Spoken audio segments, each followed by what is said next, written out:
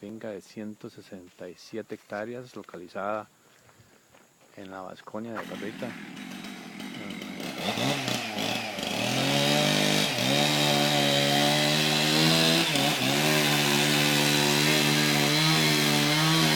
Casa pequeña de 2 cuartos de madera.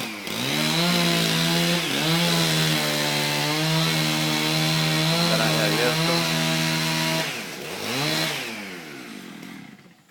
Establos.